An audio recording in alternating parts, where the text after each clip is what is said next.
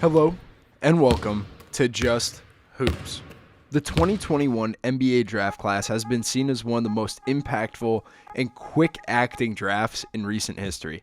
Guys like Luka Garza, Aaron Wiggins, Ayo Dosunmu, JT Thor, Miles McBride, and to top it all off, Herb Jones were taken in the second round. Then when you look at the first round, Cam Thomas, Santi Aldama, Josh Christopher, Isaiah Jackson, Keon Johnson, Trey Mann, Trey Murphy, Alperen Sengun were all taken in the back half of the first round, and then the top 10 in lottery are already putting their fingerprints on the NBA. Zaire Williams for the Grizz, Davion Mitchell for the Kings, Jonathan Kuminga for the Warriors has been growing, Josh Giddey has solidified himself in OKC, Jalen Suggs has been up and down but a really impactful guy. Rockets with Jalen Green as the most explosive scorer in this draft, and then you have Cade Cunningham, who is the face of the Pistons when healthy. Three guys that have been franchise-altering, though, are Evan Mobley, Scottie Barnes, and Franz Wagner. This video, we're going to dive into each of their games individually and see how they've grown over time in the NBA. First, let's talk about Franz Wagner of the Orlando Magic. This season, he has taken leaps at both ends of the floor, averaging 19 points per game, 4 rebounds, 3.5 assists, shooting nearly 50 from field, and a true shooting percentage just under 60. But the on-off number of a plus 11.5 is just incredible to see. He's leading the team in total assists, field goals made, and points. But now let's look at the film, see his game, and see how he has grown this season. To start things off about Franz, let's talk about his offensive game. He has grown tremendously as a jump shot taker and maker. He's in the 94th percentile as a catch-and-shoot threat. He's shooting 38% from 3 via cleaning the glass. He has just grown so much in such a quick time at getting comfortable from beyond the arc in the NBA. He does a good job in transition. He does a good job in the half court at making himself available in different situations. I like that he has begun to use his size and length to shoot over guys and closeouts. He's not trying to drive closeouts all the time. But at the end of the day, he also knows where he has to put himself on the floor and how to capitalize. These last two clips, seeing him as a screener too, just shows his versatility as an offensive player. He's able to use his size to his advantage, freeing other guys up, popping, and making the defense pay in those situations also. But the thing about Franz is that he is such a good shot creator. He is shooting 55% at the rim. His size and strength give him the ability to work in the second level, be putting guys in jail, just being a physical presence with the ball in his hands at 6'9", and he's able to make and see things over the defense. And then when it comes to his mid-range jumper, he's able to get his feet down, rise up, and knock them down consistently. He is shooting 40% from the mid-range and 47% from long mid-range via cleaning the glass also, just showing that he has grown as an efficient scorer in the second level, creating space, manipulating the defense with his size and his eyes, and he's also just a tough shot maker. This clip against Philly, he gets in the middle of the lane, turns, tries to get up something, and his touch and skill allow him to make it. And then as a playmaker, he has the raw ability to be one of the best playmaking wing guards in the NBA. He's a 6'9" guard essentially, but in the pick and roll, he sees everything with that size. He does a good job at making the defense have to respect his scoring ability, scoring nearly 20 points per game. He has multiple nights where he goes out and he scores more than that. But he also just knows how to get the ball to his teammates. He's a great lob passer. And I think that the offensive end of the floor, this is where he can continue to grow as this playmaker, as a guy that really could hunt his teammates, use that size and vision and skill set to his advantage, and making everything easier for them. He does a good job in a lot of these clips with the roll man and the guys on the porch at just knowing where and when the defense is rotating and making them pay for that. He does a good job at getting the ball to the post, good job at finding the roll man. In transition, he makes the right play consistently. Just doing all these little things adds up, and it shows the abilities that Franz can have and how he can be easily a 5+ assists per night type of guy. Now let's flip ends of the floor and talk about his defensive presence and play. He's guarding his yard like one of the most effective defenders in basketball, and he is already one of the most versatile defenders in basketball. You can see in these clips that he starts possessions off matched up with guys with size. There's also nights where he's matched up with the guy of the other team, regardless of his position. As long as he's on the perimeter, typically Franz is taking that matchup head on, and he's able to switch out, make plays with that size and length. and just be an effective guy on the perimeter. I think that his presence defensively is genuinely what stands out. They have guys across the floor in Orlando that could really guard their yard, make plays defensively, but I think Franz fits that mold perfectly. He gives the effort, he knows where he has to be, he knows how to switch, how the system works under Jamal Mosley, and he goes out there and makes plays. These two clips against Utah, you can see first he's matched up with Lauri Markkanen, and then this next clip, he's matched up with Jordan Clarkson down the floor. In the same game, he's guarding their two primary scoring threats and being highly effective at it. Just being able to be a guy to go out there, disrupt plays. He has nearly 2 deflections per game. He does a good job at applying pressure, and he's able to switch 1 through 4 and be that highly versatile, highly impactful defender in Orlando, and I think the sky's the limit for him at this end of the floor. Now, let's bounce to Cleveland and talk about Evan Mobley of the Cavs. Mobley is one of the most unique talents in basketball. He's averaging 15 points per game, 9 rebounds, nearly 3 assists, shooting 55 from the field, 60 true shooting, and he's a playmaker defensively with 1.4 blocks and 0.7 steals. Now, let's look at the film and see what Evan Mobley does that makes him one of the most high potential players in basketball. Defensively, Evan Mobley is talented beyond belief. When you look at the team shooting percentages in his on-off, he's holding teams to negative 4.2% at the rim, negative 1.9% mid, negative 2.1% short mid, and negative 1.7% long mid with him in the game. Opponent shooting frequency is negative 4.5% at the rim, the 96th percentile when he is in the game. But overall, he is just a great individual defender in his second year in the NBA. In ISO situations, he's holding guys to 25.7% field goal percentage, and guys are scoring .719 point per possession. All of these clips, you see he's matched up with guards, with wings, with bigs. He takes on the big matchups every given night. Alperen Sengun in this clip, Jimmy Butler, Pascal Siakam. The list goes on who he guards, and he does a great job. He's in his stance. He uses that size and length. He's a 7-footer out there, able to move his feet, stay in front, keep his chest as that primary point of contact, and his length is so disruptive. He goes out, guards guys like Mike Conley. He's able to switch 1 through 5 and truly be impactful regardless of the situation. Even in situations where he does get caught in a move, his length and athletic ability allow him to recover. He is great already on the ball, and he will be an all-defensive player for years to come. But another part of his game at this end of the floor is his playmaking ability. He is one of the best shot blockers in the game already, and that is seen with his 2.2% block percentage, which is in the 73rd percentile, and a 3.3 foul percentage, which is in the 80th percentile. He does a good job at blocking shots without fouling, and then being in the right spot. As a help side defender, he moves and rotates well. He knows when he should help, where he should help from, and he knows that he can recover back to his if he does overcommit. That length and athletic ability, along with his good feel for offenses and his great IQ as a defender, allow him to be so successful at this end of the floor as a shot blocker, as a help side guy, to just go out and make plays. Offensively, Evan Mobley is still growing and learning the game at this end of the floor. This first clip, he knocks down a 3 against Chicago. He's only shooting 20% from 3, but he's putting them up more this season, showing that he's getting more comfortable. But to talk about his strengths a little bit, he is an elite interior player, shooting 78% at the rim.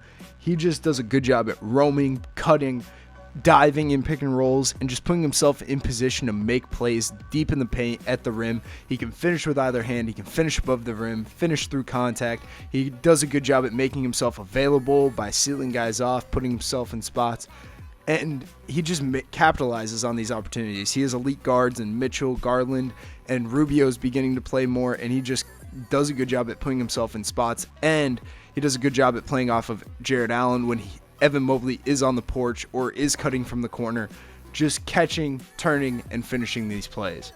Already showing an elite high-low chemistry with Jared Allen. To move further into his growth, his second-level scoring ability is really efficient. He's shooting 39% from mid-range overall, 40% short mid, 38% long mid, and he's found an ability to roam that second level, find free areas on the floor, allow Mitchell and Garland and the other guards in the offense to find him when he is open and available, and just find the weaknesses in a defense. He has a really nice jump shot already.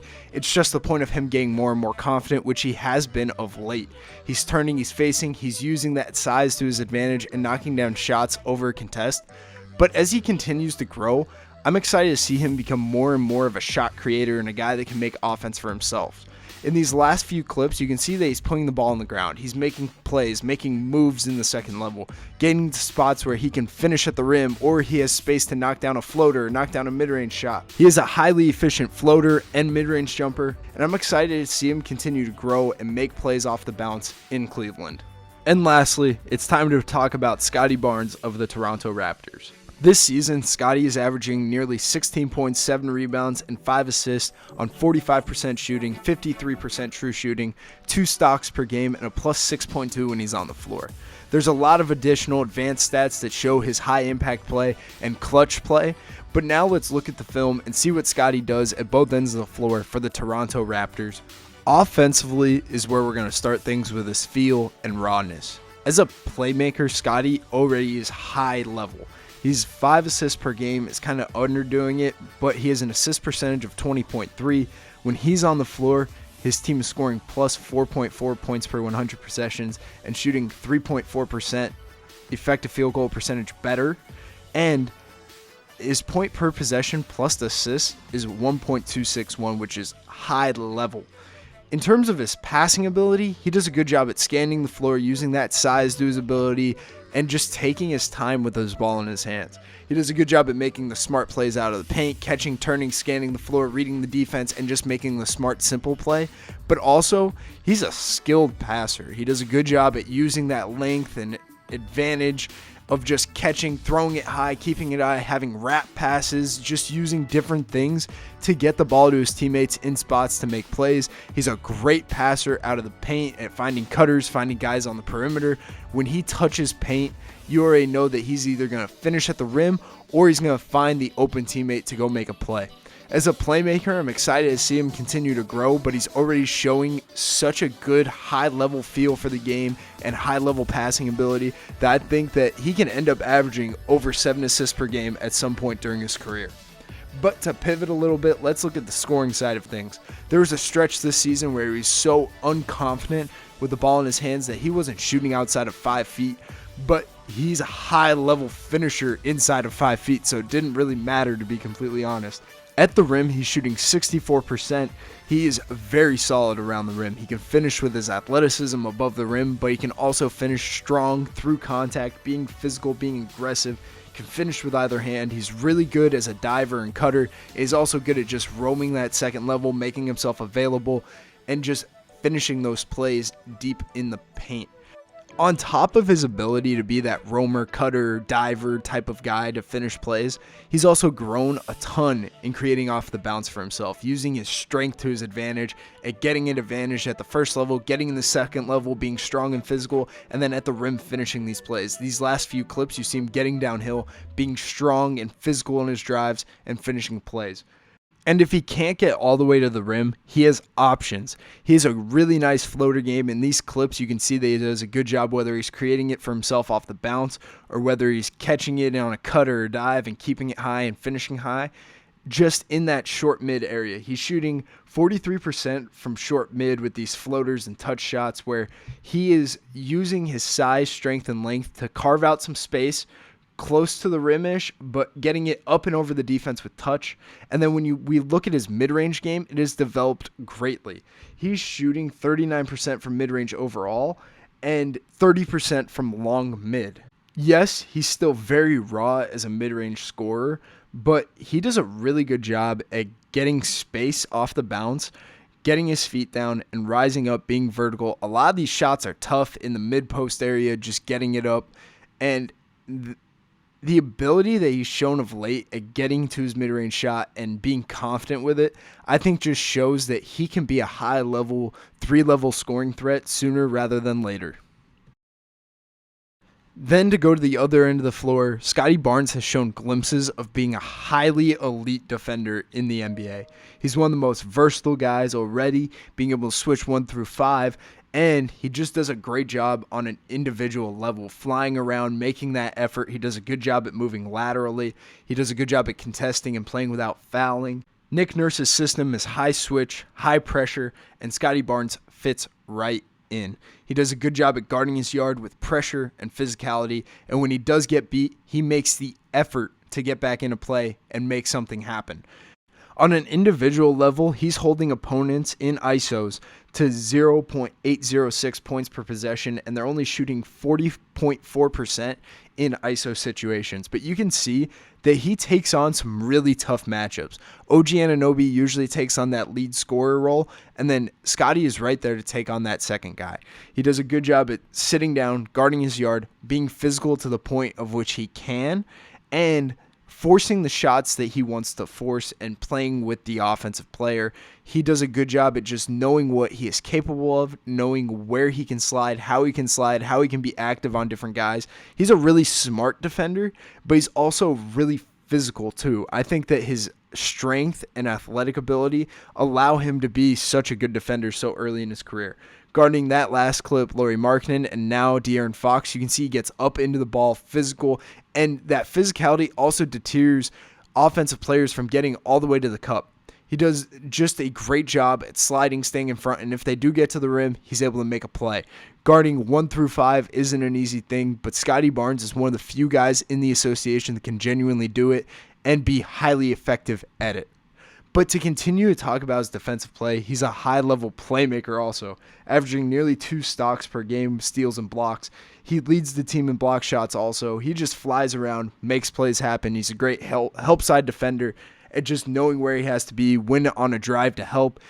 Toronto's defense is unique, and Scottie Barnes last year and this year is seen as a rover in terms of just knowing where the offense is going, taking up space, and then being there early. And he capitalizes on being that rover, that early help guy, clogging the lane, blocking shots, and just being a great playmaker at the defensive end of the floor. When his teammates do get beat or need a little help on the defensive end, he's just the cog for the machine for them defensively, and that also relates to him pressuring in gaps, off the ball, forcing turnovers. You can see that he's a ball hawk defensively, just flying around, reading the ball, and making plays happen when he is in the gap or in the help side at forcing turnovers and blocking shots. I just really think that Scottie Barnes is going to be an all-defensive player for a really long time. His ability to play make, his ability to be solid at the point is just scratching the surface of what he can do for a really long time. Franz Wagner, Evan Mobley, and Scottie Barnes are 3 of the most fun watches in basketball on a nightly basis, and I'm excited to see them continue to grow and thrive and turn into stars in the NBA. So I hope you guys enjoyed this video, learned something about these 3 guys in the sophomore class. For more content like this, please like, subscribe, and share, and we'll catch you in the next one.